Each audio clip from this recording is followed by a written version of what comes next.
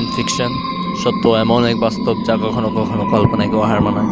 আর সেই বাস্তব জীবনের কিছু অমীমাংসিত অব্যাখ্যায়িত ঘটনা নিয়ে আমি হৃদয় আহমেদ ইয়ামিন আপনাদের সাথে থাকবো প্রতি শনিবার রাতের আমাদের আয়োজন দ্য হরর সেগমেন্টে।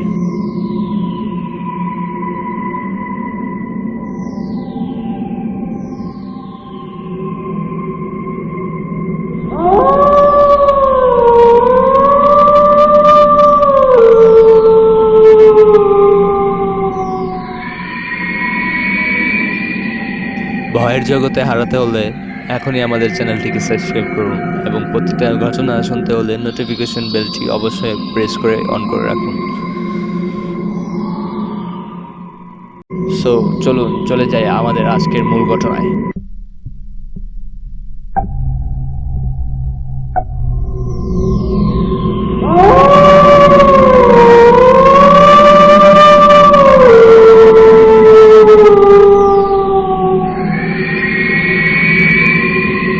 নিয়ে চোখ পিটপিট করে তাকালেন দেবাঞ্জন। সামান্য ঝাপসা লাগছে, তবে কি পাওয়ার বাড়ল তা কি করে হয়? এই তো কয়েক মাস আগেই দোকানে গিয়ে পাওয়ার চেক করালেন, ঠিকই তো ছিল। তাহলে বোধহয় চোখে কিছু পড়েছে। চেয়ার ছেড়ে উঠে ভালো করে চোখে মুখে জল দিয়ে এলেন দেবাঞ্জন, কিন্তু না, ঝাপসা ভাবটা কিছুতেই কাটছে না। ভারী বিপদ হলো তো। সত্যি যদি পাওয়ার বেড়ে গিয়ে থাকে তাহলে তো সবকটা চশমার লেন্স চেঞ্জ করাতে হবে। সে তো বিরাট ঝক্কির কাজ। না না, নয় নয় করে কম চশমা নেই দেবাঞ্জনের। খান 15-20 তো হবেই। দেবাঞ্জনের চশমার ফ্রেমের ভারী শখ। বিভিন্ন দোকান ঘুরে ঘুরে নিত্য নতুন চশমার ফ্রেম কিনতে ভারী পছন্দ করেন তিনি। পাড়ার দোকানগুলো তো বটেই, বউবাজারের প্রায় সবকটা দোকানই দেবাঞ্জনকে বিলক্ষণ চেনে। নতুন কোনো ডিজাইন এলেই একাধিক দোকান থেকে ফোন আসে দেবাঞ্জনের কাছে। চশমার খাঁটি সমজদার হিসাবে পরিচিত মহলেও বেশ সুনাম আছে তার। তবে দেবাঞ্জনের যদি চোখের পাওয়ার বেড়ে গিয়ে থাকে তবে সমস্যা তো বটেই। 7-5 ভেবে দেবাঞ্জন ঠিক করলেন অফিস ফেরত একবার ইন্ডিয়ান অপটিক্যাল ঘুরে আসবেন। লালবাজার আর বউবাজারের সংলগ্ন স্থলে বহু বছরের বিশ্বস্ত প্রতিষ্ঠান। এখানেই দেবাঞ্জন চোখ দেখিয়ে থাকেন বরাবর। আজ একটু কায়দা করে অফিস থেকে তাড়াতাড়ি বেরোতে হবে। শীতকাল বলে সন্ধে হয়ে গেছে অনেকক্ষণ, চোখ দেখানো হয়ে গেছে।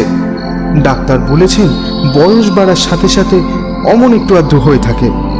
মাঝে মাঝে দৃষ্টি ঝাপসা লাগে, তেমন কিছু চিন্তার কোনো কারণ নেই। একটা আই ড্রপ লিখে দিয়েছেন শুধু, কয়েকদিন দিলেই ঠিক হয়ে যাবে। ফুরফুরে হিমেল হাওয়ায় শরীরটা বেশ ঝরঝরে লাগছে দেবাঞ্জনের। হাঁটতে হাঁটতে সেন্ট্রাল মেট্রো স্টেশনের দিকে এগোতে থাকলেন তিনি। একটা সরু গলির মধ্যে দূরে একটা ভাঙাচোরা দোকানের দিকে চোখ পড়ে যায়। টিম টিম করে একটা হলদেটে বাল্ব জ্বলছে সামনেটায়। একজন বৃদ্ধ এক মনে লেন্স পরিষ্কার করছেন একটা টেবিল ল্যাম্পের আলোয়। দেবাঞ্জন ভেবে মনে করতে পারলেন না এই দোকানটা আগে এখানে ছিল কিনা। আশপাশের 2-4টে দোকান বন্ধ থাকাতে বেশি করে যেন নজর পড়ে এই দোকানটার দিকে। হতে পারে বাকি দোকানের ভিড়ে এই দোকানটা বেমানান বলেই ততটা দৃশ্যমান ছিল না। কৌতূহল বসে পায়ে পায়ে এগিয়ে যান দেবাঞ্জন। দোকানের আশপাশটা বেশ সংকীর্ণ, অন্ধকার বটে। বাল্বের আলোর ছটায় দোকানের সামনেটাই যা পরিষ্কার দেখা যাচ্ছে। চারপাশের জীর্ণ দেওয়ালগুলোয় মানধাত্তা আমলের ছাপ স্পষ্ট। বোঝাই যায় এই গলিটায় খুব একটা জনসমাগম হয় না। দেবাঞ্জনের পায়ের শব্দে মুখ তুলে তাকালেন বৃদ্ধ। ক্ষণক্ষণে গলায় ব্যস্ত সমস্ত হয়ে বললেন, সেলাম বাবুজি, চাহিয়ে क्या? দেবাঞ্জন লক্ষ্য করলেন বৃদ্ধের পরনে সুতির কাজ করা পাঞ্জাবি পাজামা, মাথায় মুসলমানি টুপি, কাঁচা পাকা দাড়ির আড়ালে মুখে সরল মৃদু হাসির আভাস। দেবাঞ্জন বলে ওঠেন, না না, কিছু চাই না। আসলে এই গলিটায় তো ঢুকিনি কখনো। আপনার দোকানের আলো জ্বলছে দেখে একটু এগিয়ে এলাম আর কি। तो क्या हुआ बाबूजी? अब आप तशरीफ रखिए, आपको अभी बढ़िया फ्रेम दिखाते हैं। দেবাঞ্জন চলে আসতে চান, কিন্তু দোকানদারের প্রতি অসম্মান করা হবে ভেবে বসে যান খানিকক্ষণ। মনে মনে ভাবেন দু একটা ফ্রেম দেখেই উঠে পড়বে না হয়। তাছাড়া দোকান দেখেই বোঝা যাচ্ছে ওনার কাছে মনের মতো জিনিস পাওয়া অসম্ভব। বৃদ্ধ কাঁচের আলমারি থেকে একের পর এক ফ্রেম বের করে রাখতে থাকলেন টেবিলের ওপর। অধিকাংশ ডিজাইনই হয় পুরনো আমলের, নয় খুবই সাধারণ মানের। দেবাঞ্জনের মতো শৌখিন মানুষের একেবারেই উপযুক্ত নয় সেসব। দু একটা ফ্রেম নেড়ে চেড়ে উঠে পড়লেন তিনি। কোনোটাই পাতে দেওয়ার মতো নয়। তিনি বললেন, আজ না হয় থাক, বুঝলে, আমি আরেকদিন আসবো কোন। সে কি বাবूजी, और एक दिन क्यों? हम अभी आपको। কথাটা শেষ করতে দেন না দেবাঞ্জন। বিরক্তিত হয়ে বললেন, আরে না না, আজকে থাক, আমি অন্যদিন আসবো। अच्छा अच्छा रुकिए, मुझे पता है आपको कैसा फ्रेम पसंद आएगा। अब एक मिनट। বলেই পিছন ফিরে আলমারির তলা থেকে বের করে আনেন একটা সোনালী রঙের কাজ করা চৌকো মতো বাহারি কাঠের বাক্স। কাঠের বাক্সটা দেখে কিঞ্চিত থমকান দেবাঞ্জন। বৃদ্ধ ধীরে ধীরে বাক্স খুলে মখমলি কাপড়ের মধ্যে থেকে বের করে আনেন একটি ঈষৎ নীলচে রঙের মোটা ফ্রেমের চশমা। সে চশমার কোনো অসামান্য কারুকাজ নেই, তবে তার জৌলুস ও চেতনায় যেন চোখ ধাঁধিয়ে দেয়। সেদিকে তাকিয়ে হাঁ হয়ে যান দেবাঞ্জন। বহু ডিজাইনার চশমা পরেছেন, কিন্তু এমন জিনিস কখনোই তার নজরে আসেনি। হলদেটে বাল্বের আলোয় সে চশমার দুটি যেন ঠিকরে বেরোতে থাকে। पहनिए बाबूजी, पहनिए, एक बार पहन के तो देखिए। মিটিমিটি হাসতে থাকেন বৃদ্ধ। চশমাটা পরে নিয়ে আয়নায় চোখ রাখলেন দেবাঞ্জন। সেই চশমাটা তার মুখের সৌন্দর্য যেন আরো বাড়িয়ে তুলেছে। আশ্চর্য ঔজ্জ্বল্য ফুটে উঠেছে। বেশ বুঝতে পারেন এ জিনিস দেশি নয়। অবাক হয়ে জিজ্ঞেস করলেন, ফ্রেমটা তো বেশ সুন্দর, তো কোথায় পেলেন এটা? বৃদ্ধ এক মোহময় হাসি নিয়ে বললেন, ये बाहर का चीज है बाबूजी, सिंगापुर से आया है। सोचे थे कोई अच्छा समझदार आएगा तो निकालेंगे इसे, आपको ही पहली बार दिखा रहे। আচ্ছা, লেন্সের পাওয়ার বলে দিলে কত তাড়াতাড়ি বানিয়ে দিতে পারবেন? वो करीब 1 घंटा में रेडी हो जाएगा बाबूजी। আর দাম কত নেবেন? ঠিক করে বলবেন কিন্তু, না হলে 2,500 का 1 पैसा कम नहीं होगा बाबूजी। आपसे क्या झूठ बोलना, आप पहली बार मेरे दुकान में आए हैं। সামান্য একটু চিন্তা করেন দেবাঞ্জন। তারপর পকেট থেকে সদ্য পাওয়া প্রেসক্রিপশনের কাগজটা বের করে বললেন, ঠিক আছে, যত তাড়াতাড়ি পারেন বানিয়ে দিন, আমি অপেক্ষা করছি। নতুন চশমা পাওয়ার আনন্দে প্রায় ছুটতে ছুটতে বাড়ি ঢোকেন দেবাঞ্জন। চৈতালি জিজ্ঞেস করেন, কি গো, এত দেরি করলে আজ? আর বলো না, বউবাজার গেছিলাম চোখ দেখাতে, ফেরার পথে একটা ভালো ফ্রেম পেলাম, বুঝলে, কিনেই ফেললাম। বানাতেই যা একটু টাইম লাগলো এই আর কি। আবার চশমা? তোমাকে যে কি এক অদ্ভুত শখে পেয়ে বসেছে ভগবান জানেন। চৈতালির কটাক্ষে খুব একটা পাত্তা দিলেন না দেবাঞ্জন। দ্রুত হাত মুখ ধুয়ে ডিনার সেরে নিলেন। চশমাটা আর একবার চোখে না পড়া অবধি শান্তি নেই। ঘরে টুকিটাকি কাজ ছেড়ে ড্রেসিং টেবিলের সামনে এসে দাঁড়ালেন। কাঠের বাক্স খুলে বের করে আনলেন চশমাটা। টিউবলাইটের আলোয় ফ্রেমটা চকচক করে ওঠে। দেবাঞ্জনের মুখাবয়ব জুড়ে চরম তৃপ্তির আভা ছড়িয়ে পড়ে। পুরনো চশমাটা খুলে রেখে নতুন ফ্রেম গলিয়ে নেন দোকানের পাশে। প্রথমটায় সামান্য একটু ঝাপসা লাগে। আলতো হাতে ফ্রেমটা আর একটা সেট করে নেন নাকের ওপর। এইবার পরিষ্কার লাগে চারদিক, বেশ দেখাচ্ছে। তাড়িয়ে তাড়িয়ে দেখতে থাকেন নিজেকে, আর মনে মনেই নিজের পিঠ চাপড়ে দেন বিরল অর্জনের উল্লাসে। কিন্তু এ কি, এটা কি দেখছেন? কপালের ওপর একটা কাটা দাগ, আর সামান্য ফোলাও লাগছে। আশ্চর্য, এটা তো খেয়াল করেননি আগে। কখন চোট লাগলো আর কোথায় বা লাগলো? দেবাঞ্জন চিন্তা করতে লাগলেন, কিন্তু কপালের চোটটা কিছুতেই মনে করে উঠতে পারলেন না। দোকানে কি আয়নায় দেখেছিলেন? হ্যাঁ, কিন্তু তখন তো ছিল না। তাহলে কি মেট্রোতে কোনোভাবে ধাক্কা টাক্কা? না, মনে পড়ছে না বিন্দুমাত্র। ছটপট করতে থাকলেন দেবাঞ্জন। আনন্দের এমন সন্ধিক্ষণে সামান্য চোটের চিন্তায় বিব্রত হয়ে পড়েন বেশ। হাত বাড়িয়ে কাটা জায়গাটা ছুঁয়ে দেখলেন একবার। অদ্ভুত, কোনো ব্যথাও তো নেই। চশমাটা ড্রেসিং টেবিলের ওপর খুলে রেখে আবার আয়নার দিকে তাকালেন। এ কি দেখছেন তিনি? বার কতক ভালো করে মুখটা দেখলেন ঘুরিয়ে ফিরিয়ে। কপালের কাটা দাগটা বেমালুম উধাও। আশ্চর্য, এই তো ছিল। তাহলে কি ভুল দেখছিলেন এতক্ষণ? তাড়াতাড়ি চশমাটা গলিয়ে নিয়ে আবার আয়নায় চোখ রাখলেন। এই তো দেখা যাচ্ছে কাটা দাগটা। কি ব্যাপার হলো? চশমাটা পরে দাগটা দেখা যাচ্ছে, অথচ চশমা খুলতেই দাগটা উধাও। চশমাটা খুলে নিয়ে উল্টে পাল্টে দেখলেন দেবাঞ্জন। সন্দেহ করার মতো কিছুই পেলেন না খুঁজে। টেবিলের ওপর চশমাটা রেখে এক দৃষ্টে তাকিয়ে রইলেন। এ কি হচ্ছে? এমনটা তো হয়নি আগে। তবে কি বয়স বাড়ার সঙ্গে সঙ্গে চোখও ভুল দেখতে শুরু করলো এবার? মনের মধ্যে অসংখ্য প্রশ্ন তোলপাড় করতে লাগলো। ধীরে ধীরে বাথরুমের দিকে এগোলেন কপাল কুঁচকে। চৈতালি রান্নাঘর থেকে জিজ্ঞেস করলেন, কি হলো, ফোনটা দেখালে না আমায়? বেজার মুখ করে দেবাঞ্জন বললেন, আসছি, ব্রাশটা করে আসি।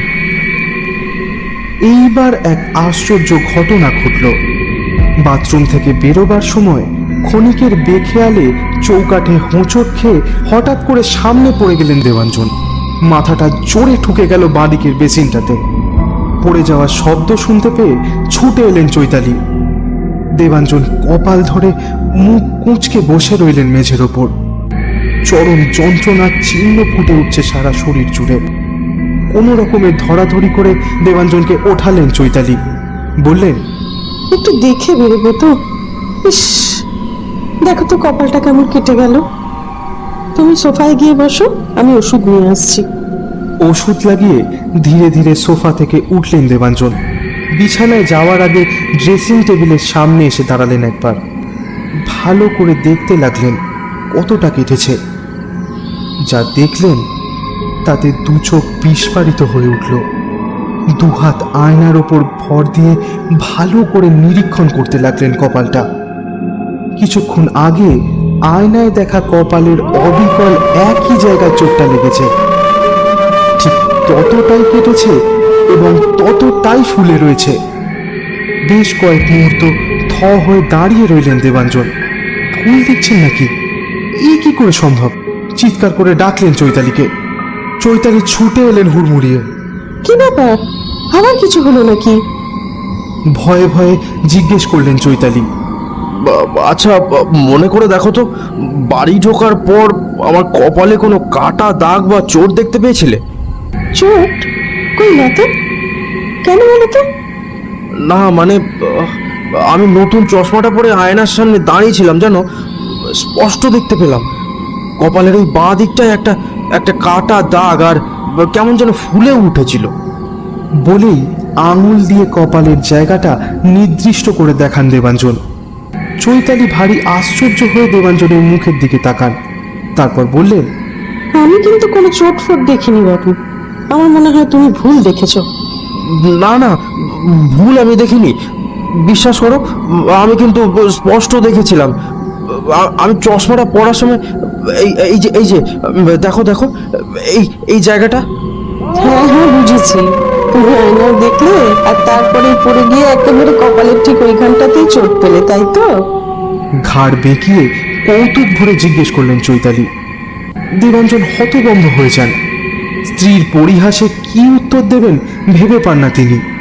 বটেই তো, যে আগের ঘটনাটা দেখেনি তাকে নির্ভুলভাবে বোঝানো অসম্ভব। কিছুক্ষণ নির্বাক হয়ে দাঁড়িয়ে রইলেন দেবাঞ্জন। তারপর অস্ফুটে বলতে থাকলেন, আমি কিন্তু ঠিকই দেখেছিলাম। জানি না জানি না কি করে। তোমার নতুন চশমায় কয়েক ঘন্টা পর কি হবে সেসব দেখা যায় বুঝি? ভবিষ্যৎ দেখতে পাওয়া যায় বলছো? চৈতালির তীর্যক মন্তব্যের উত্তর না দিয়ে দেবাঞ্জন চলে যান শোবার ঘরে। মনের মধ্যে একরাশ দ্বন্দ্ব সমুদ্রের ঢেউয়ের মতো ওঠানামা করতে থাকে। ভবিষ্যৎ কথাটা কাঁটার মতো বিঁধে থাকে কোনো এক গহীন স্থানে। পরদিন সকালে অভ্যাস মতো অফিস বেরোলেন দেবাঞ্জন। চোখে সানগ্লাস, নতুন চশমাটা ব্যাগে নিয়ে নিয়েছেন। নানা রকম চিন্তায় অন্যমনস্কভাবে নিজের গন্তব্যের দিকে এগিয়ে যান। পথ চলতি দু চারজন চেনা মানুষের সাথে দেখা হলেও তাদের কথায় কর্ণপাত পর্যন্ত করলেন না। অফিসে পৌঁছেই নিজের কিউবিকালে গুছিয়ে বসেন তিনি। সামান্য ইতস্তত করে নতুন চশমাটা বাক্স থেকে বের করে পরে নেন। বাকি কলিগদের নজর এড়ায় না সেটা। দেবাঞ্জনের নতুন অবয়বে হৈ হৈ করে ওঠে গোটা অফিস। সবাই মিলে ঘিরে ধরে তাকে। নানা রকম প্রশ্ন আসতে থাকে তার দিকে। কত দাম নিয়েছে, কোথা থেকে কিনলে, কি করে পেলে, এ সমস্ত কথাবার্তায় দেবাঞ্জনের মনের গুরুভার লাঘব হয় কিছুটা। দেবাঞ্জনও যতটা সম্ভব ছোট করে বর্ণনা করে বললেন কেমন করে এই বিরল জিনিসটি তার হাতে এসে পড়ল। স্বাভাবিকভাবেই গত রাতের ঘটনাও কিছুটা ফিকে হয়ে আসে। অস্বস্তির কালো মেঘ কেটে যেতে থাকে একটু একটু করে। দেবাঞ্জন মনে মনে মেনে নেন ওটা হয়তো দেখারই ভুল ছিল। সমস্ত কিছুই নিজস্ব নিয়মে ফিরে আসছিল। কিন্তু বিধাতা বোধ হয় দেবাঞ্জনকে নিয়ে অন্য কোনো পরিকল্পনা করে রেখেছিলেন। ফলে তার স্বস্তির কাল খুব একটা দীর্ঘস্থায়ী হলো না। সারাদিনের রুটিন মাফিক সমস্ত কাজই করলেন দেবাঞ্জন। সামনে জেনারেল মিটিং আসছে। মার্কেটিংয়ের প্রেজেন্টেশন তৈরির কাজটা প্রায় শেষই হয়ে এসছে। আর দু একটা ডেটা শিট পেয়ে গেলেই শেষ করে ফেলবেন। সেটা না হয় কালই দেখা যাবে। এই ভেবে ডেস্কটপের শাটডাউন বাটনটা ক্লিক করলেন। স্ক্রিনের আলো ক্রমশ আবছা হতে হতে মিলিয়ে গেল। অকস্মাৎ এক মায়াবী আলোর ঝলকানিতে সামনের স্ক্রিনটা ফের সচল হয়ে উঠল। দেবাঞ্জন আটকে উঠলেন। ভালো করে দেখতে লাগলেন স্ক্রিনটাকে। স্ক্রিনের ওপর ফুটে উঠেছে আগুনের লেলিহান শিখা। সে শিখার সর্বগ্রাসী জিহ্বা স্ক্রিনের চারিদিকে এঁকে বেঁকে ঘুরতে লাগলো ভয়ঙ্কর লালসায়। একটা 5 তলা বিল্ডিংয়ে আগুন জ্বলছে। ভারী চেনা লাগলো বিল্ডিংটাকে, কিন্তু মনে করতে পারলেন না কোথায় যেন দেখেছেন। এদিক ওদিক তাকিয়ে বাকি কলিগদের লক্ষ্য করলেন দেবাঞ্জন। বুঝতে পারলেন ওই স্ক্রিনের দিকে কেউই নজর করছে না তেমন। অজান্তে গলা শুকিয়ে এলো তার। চশমাটা সামান্য নাকের নিচে নামিয়ে খালি চোখে দেখার চেষ্টা করলেন স্ক্রিনটা। অবিশ্বাস্য, স্ক্রিনটা ঘন কালো নিরীহ বোকা বাক্সের মতো তাকিয়ে আছে তার দিকে। আগুনের ছিটে ফোঁটা নেই কোনো জায়গাতে। চশমাটা উঠিয়ে নিতেই আবার আগুনের তুর্কি নাচন প্রত্যক্ষ করলেন। তাড়াতাড়ি করে ডেস্কের ওপর থেকে ব্যাগটা কাঁধে নিয়ে ছুটে চলে গেলেন লিফটের দিকে। অফিস থেকে বেরিয়েই ঊর্ধ্বশ্বাসে দৌড়ালেন মেট্রো স্টেশনের দিকে। মেট্রোতে উঠে এক কোনায় দাঁড়িয়ে থরথর করে কাঁপতে লাগলেন। ডিসেম্বরের হিমেল সন্ধ্যাতেও কপালে বিন্দু বিন্দু ঘামের রেখাচিত্র ফুটে উঠল। বাড়ি ফিরে চৈতালির সাথে বেশি কথা বলল না দেবাঞ্জন। চৈতালি ভারী অবাক হলেন। সচরাচর তো এমনটা হয় না। ডিনার টেবিলে সারাদিনের আলোচনা চলে সুখী দম্পতির মধ্যে। আজ সেখানে দেবাঞ্জন একটা কথাও বললেন না। স্তব্ধ হয়ে বসে রইলেন। কোনো মতে দুটো রুটি নাকে মুখে গুঁজে সিগারেট ধরিয়ে বারান্দায় চলে এলেন। বুকের মধ্যে হৃৎপিণ্ডের ধূপপুকুনিটা যেন রাতের নিস্তব্ধতায় বেশি করে শুনতে পেলেন নিজে। বারে বারে স্ক্রিনের ছবিটা ফুটে উঠছিল চোখের সামনে। এরকমটা কেন দেখলেন আবার? তাহলে কি গত রাত্রে আয়নায় যা দেখেছিলেন সেটাও সত্যি? তবে কি কোথাও আগুন লাগবে আজ? বিল্ডিংটা যে ভারী চেনা ঠেকছে, কোথায় যেন দেখেছেন। ভাবতে ভাবতেই ড্রয়িং রুমে ফোনটা বেজে উঠল তারস্বরে। চমকে উঠলেন দেবাঞ্জন। কান পেতে শুনলেন চৈতালি ফোনটা ধরেছে। কিছুক্ষণ কথা বলার পর রিসিভার নামিয়ে রেখে দৌড়াতে দৌড়াতে চৈতালি বারান্দায় এসে বললেন, এই শোনো, বিভাস ফোন করেছিল, বললো তোমাদের অফিসে নাকি আগুন লেগে গেছে, 2টো ফ্লোর পুরো ছাই হয়ে গেছে একেবারে, তোমায় এক্ষুনি ফোন করতে বললো। হঠাৎই সিগারেটটা হাত থেকে পড়ে গেল দেবাঞ্জনের। এক ঝটকায় মনে পড়ে গেল কম্পিউটার স্ক্রিনে যে বিল্ডিংটা দেখেছিলেন সেটা তার অফিসেরই উত্তর দিক। ওদিকটা খুব একটা যাওয়া হয় না বলেই স্পষ্ট মনে পড়ছিল না। নিমেষে দেবাঞ্জনের মুখটা রক্ত শূন্য হয়ে গেল। চৈতালি চেঁচিয়ে উঠলেন, কি হলো গো, এরকম করছো কেন? কি হলো তোমার? ভবিষ্যৎ, ভবিষ্যৎ। কিসের ভবিষ্যৎ? পাগলের মতো কি যাতা বলছো তুমি? সমস্ত ঘটনা শুনে চৈতালি কাকতালীয় বলে উড়িয়ে দিলেও নিজেও মন থেকে ঝেড়ে ফেলতে পারলেন না পুরোপুরি। একটা সূক্ষ্ম দ্বন্দ্ব রয়ে গেল তার মনে। ইতিমধ্যে দেবাঞ্জনের অফিসে অস্থায়ী কর্মবিরতি ঘোষণা হয়েছে। নিরাপত্তার স্বার্থে কর্মচারীদের অনুরোধ করা হয়েছে যে আগামী নোটিশ না পাওয়া অবধি কেউ যেন অফিসের চৌহদ্দির মধ্যে প্রবেশ করার চেষ্টা না করে। পরের দিন দেবাঞ্জন ঠিক করলেন যেমন করেই হোক একবার বউবাজারের সেই দোকানটায় যোগাযোগ করতেই হবে। আসল সত্যিটা কি সেটা খুঁজে বার না করা অবধি তিনি শান্তি পাবেন না। টেবিল এবং আলমারি তন্ন তন্ন করে ফেললেন দেবাঞ্জন, কিন্তু কোথাও চশমার রিসিপ্টটা খুঁজে পেলেন না। বৃদ্ধ দোকানের ফোন নাম্বারটা যে ওখানেই লেখা ছিল। চৈতালি বারে বারে আশ্বস্ত করার চেষ্টা করলেন যে এই সমস্ত ঘটনায় অলৌকিক কিছু খুঁজে বেড়ানো সময়ের অপচয় ছাড়া আর কিছুই নয়, কিন্তু দেবাঞ্জন তার কোনো কথাই শুনতে রাজি হলো না। ভবিষ্যতের বিভীষিকা দেবাঞ্জনকে ক্রমে ক্রমে গ্রাস করে ফেলতে লাগলো। এক অজানা নেশায় মত্ত হয়ে উঠলেন যেন। কম্পিত কণ্ঠে বললেন, আজ আজ সকালেও আমি চশমাটা পরেছিলাম। কি দেখলাম জানো? সেই বৃদ্ধ দোকানদার যেন এক দৃষ্টে আমার দিকে তাকিয়ে আছে। ওহ, কি ভয়ঙ্কর সেই প্রলয় চাহনিতে! স্পষ্ট দেখতে পেলাম সে যেন আমার দিকে হাত নেড়ে কি একটা বলছে, কিন্তু আমি এক বর্ণ বুঝতে পারলাম না। জিজ্ঞেস করলাম, কিন্তু সে উত্তরে এক এক কুটিল হাসি দিয়ে ধীরে ধীরে মিলিয়ে গেল চোখের সামনে থেকে। এই সমস্তটাই তোমার অতি কল্পনা দেবাঞ্জন। তুমি উচ্চ শিক্ষিত, বাস্তববাদী। এসব খেয়ালি বিভ্রম তোমাকে মানায় না। তুমি বুঝবে না চৈতালি, চশমাটা পরার পর থেকে আমি ভিতরে ভিতরে একটা অন্যরকম অনুভূতি টের পাচ্ছি। সে অনুভূতি কেমন যেন এক অন্ধকার অমোঘ আকর্ষণ। সে আকর্ষণ অবজ্ঞা করার মতো ক্ষমতা আমার নেই। কতকটা যেন নিশির পিছনে ধাওয়া করার মতো। কি বলছো কি তুমি? তুমি কি পাগল হয়ে গেলে? কোথাকার কি একটা চশমা, কি দেখতে কি দেখেছো, তাই দিয়ে নিজের মাথা খারাপ করছো খামোকা।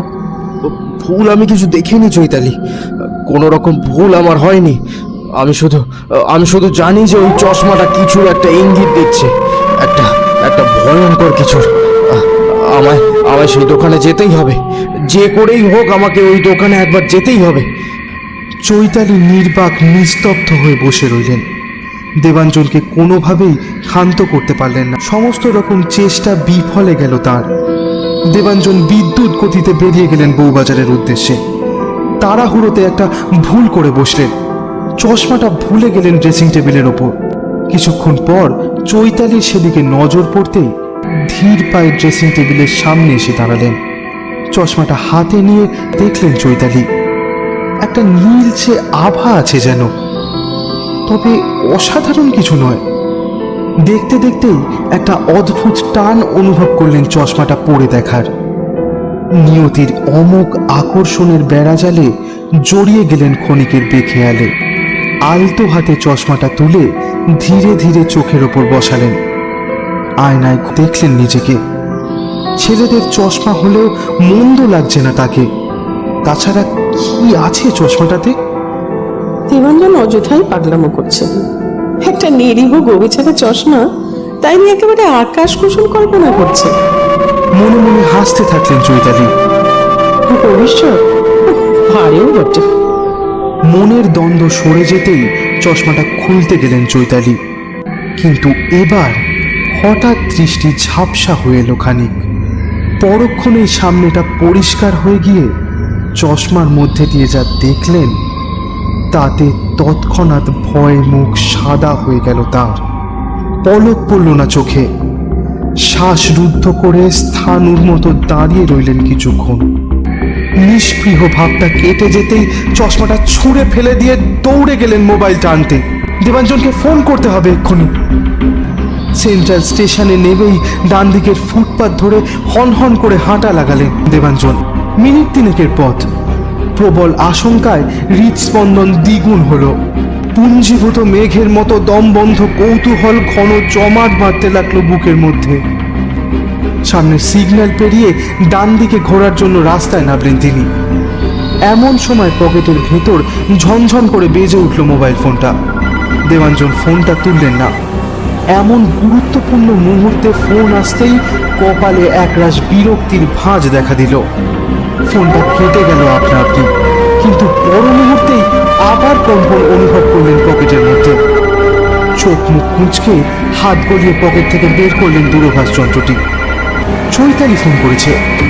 সবুজ বাটনটা টিপে রিসিভ করে বললেন, হ্যাঁ হ্যালো, হ্যালো বলো, হ্যালো। হ্যালো হ্যালো দেবাঞ্জন, তুমি কোথায় আছো? কোথায় আছো তুমি? এক্ষুনি বাড়ি এসো। হ্যালো। কিন্তু এরই মধ্যে খেয়াল করলেন না ওদিকে সিগন্যালের রঙও সবুজ হয়ে গেছে কখন। চকিতের অন্য মনস্কতায় কথা বলতে বলতে রাস্তা পেরোতে গেলেন দেবাঞ্জন। ঠিক সেই সময় বাঁদিক থেকে সাক্ষাৎ দানবের মতো একটা কালো সিডেন এসে সজোরে ধাক্কা মারল তার কোমরে। তীব্র চিৎকার করে প্রায় 20 গজ দূরে ছিটকে পড়লেন দেবাঞ্জন। মোবাইলটা হাত থেকে পড়ে গেল ছিটকে।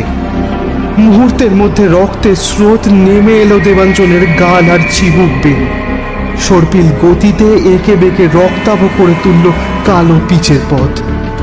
হই হই করে ভিড় জমে গেল আশেপাশে। সাবধান বাণী আটকে পড়ে রইল অপ্রত্যাশিত দুর্ভাগা মুহূর্তের মধ্যে। ঝাপসা দৃষ্টিতে দেখলেন ভিড় ঠেলে সেই দোকানি এসে দাঁড়িয়েছেন তার সামনে। ভুরু তুলে এক রহস্যময় চোখে বিড়বিড় করে বললেন, चश्मा बढ़िया थी ना बाबूजी। एकदम हटके।